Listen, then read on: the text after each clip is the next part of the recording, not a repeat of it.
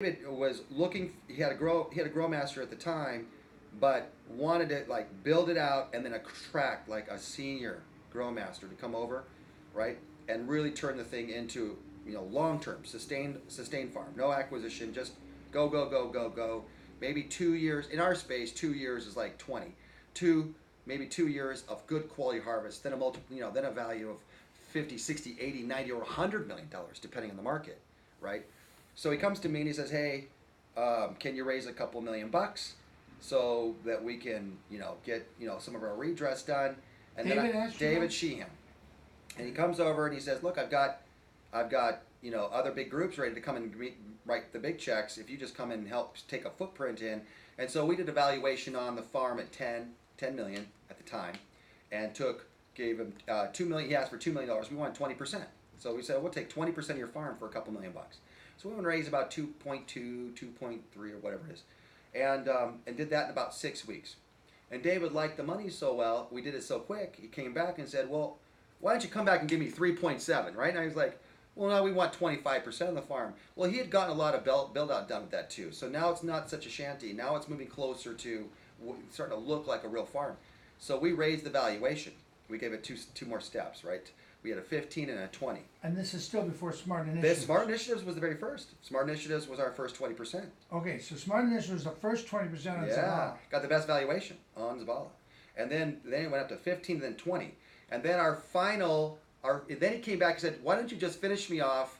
I need another roughly just shy of 4, and we'll call it a day, and I don't need any more money."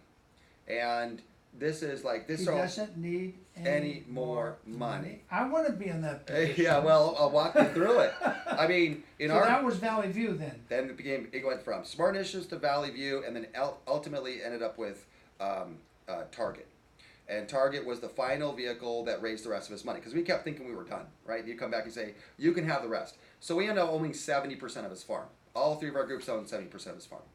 And our goal was that in the new year, we would see our first little profit, right? Because when you plant a farm, if you look at this large piece of paper as all your bays, you will not plant the entire field. You're going to plant this portion, okay? And then when this starts to mature, you'll plant this portion. And after a few weeks, when that starts to mature, you'll plant this portion. The reason being, eventually, when you get over the course of a handful of months, you'll always be harvesting. And you'll not have to have this massive crew show up just at harvest time. One time. You'll always have a reasonable crew, always harvesting, always curing, rotating the crop, right? So that's where it takes the longest period of time to get up to profitability. So because of construction delays, like we thought we would be done in, let's say, December, he didn't get done until like February. Then he starts of 2018. So then February, March, he's done, he's planting, he's rotating. Believe it or not, we hit April, that first quarter, he comes back and goes, "We made $200,000 in profit." Even though we're a monster farm, it's like getting a battleship up in the air. He goes, "We made a couple $100,000 in profit." And so we distribute out a couple $100,000 in profit. So we have a profitable farm. And then we get most of the farm completely rotated.